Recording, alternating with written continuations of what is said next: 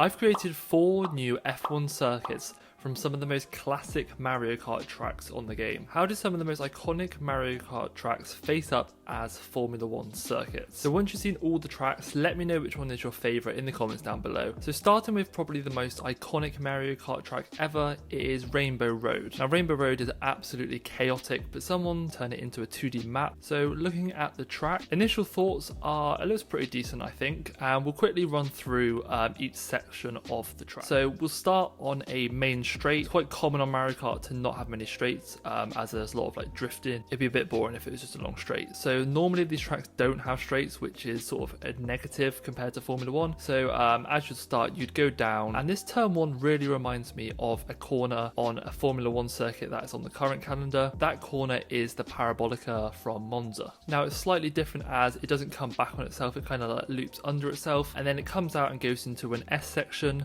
before we come across the first sort of strange looking feature. As far as I'm aware, I don't think there's ever been a sort of a loop-the-loop like this in a Formula 1 track. Kind of reminds me of the corner from the Shanghai circuit. It just feels like it's never ending, the like long right-hander. This one is a left-hander, and then you'd loop round and come back out onto the track. I think it'd be cool to have a decent amount of elevation on this track, as Rainbow Road kind of has all the elevation. You kind of like drive back on yourself, drive on the roof, all over the place. So I think you'd loop around this, which would be like a slight downhill. Then you'd come out onto this corner. This corner is sort of like a medium speed. It kind of reminds me of the Suzuka Turn 13. And as you come out, it kind of is like the 130R, although you're going the other way. Now, we haven't talked much about overtaking. I think that first loop-the-loop would be potentially pretty decent for an overtaking move. And then coming out of that, yeah, the following one. This is more of a technical section now we're going into, and it's like a figure of 8. Now coming into this section we're currently in off a long straight with a long right-hander. It kind of reminds me of turn 11 from Paul Ricard. But then we go into this figure of 8 shape before coming back onto the long straight, where it's kind of like a chicane. This could be like Wall of Champions, like halfway down a straight, but I think it would have this a little bit less tight. And it'd be just sort of like a kink in the straight, like on Baku. So in terms of ranking this track, I don't think it's perfect, and it's quite different to any Formula 1 tracks. There's a few good overtaking opportunities, quite a few technical sections and straights, so it does have sort of all the key elements to a good track. And we are ranking them as Mario Kart tracks, so I think for this one, I would give it a solid 8 out of 10. They could probably do with another straight on this track. It would be cool to have sort of smooth out some of the corners, as I think a few of them aren't that great. Moving on to the second track on the list, and it's Donkey Kong Jungle Parkway.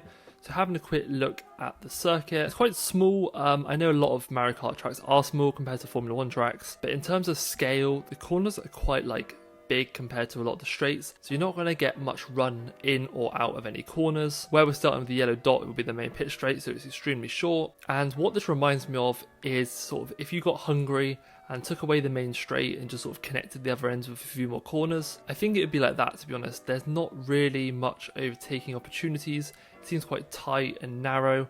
Now obviously you could widen the circuit on this, but we'll quickly run through the track.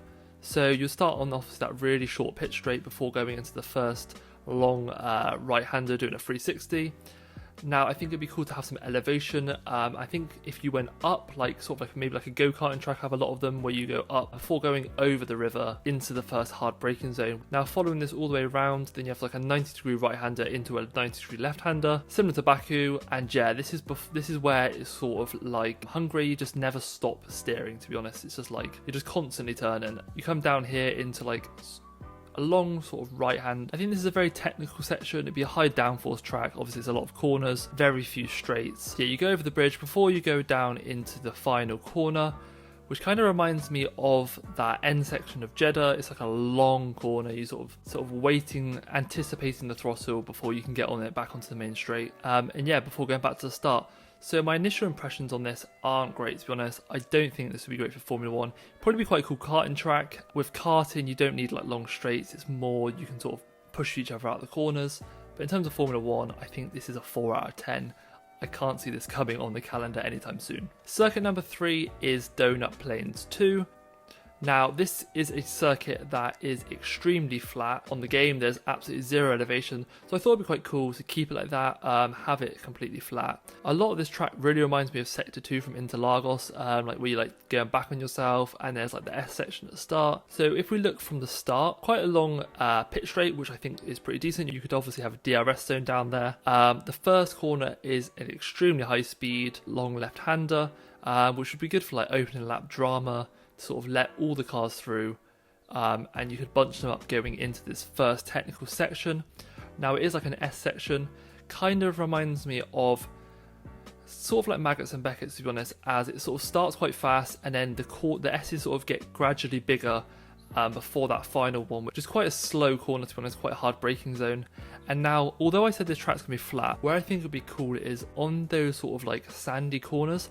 I think it'd be cool if you could have like banked sections like in Zandvoort. So yeah, all of these final corners, I think you could have like banking, which I think would be pretty cool, to be honest. And they're extremely high speed, long straights between them. You probably wouldn't have DRS on the two before the final straight. So you could have like 3 banked corners in a row, which I think would be pretty cool, to be honest. There's nothing like that in Formula 1. This track's obviously short. It's not massively technical. The only technical section is sort of like the S section on the left. But in terms of racing in Formula 1, I actually think this would be pretty good, to be honest, especially with the banked section. It'd be cool to see drivers getting a run on each other. The only negative is there isn't really one low speed corner. All the corners are either medium or quite high speed. So I'd give this one a 7 out of 10. Maybe if you put one chicane in it, just to like allow drivers to like have a hard braking zone for overtakes, it might be a 9 or a 10 out of 10, and I like the simplicity of this track. Now the fourth and final track on this list is Choco Mountain. So if we have a quick look at the track, now all the tracks so far have been like classic circuits. This one I think could be quite cool if we had it as like a street circuit, and what comes to mind is Jeddah with the barriers. I think this track would be quite cool.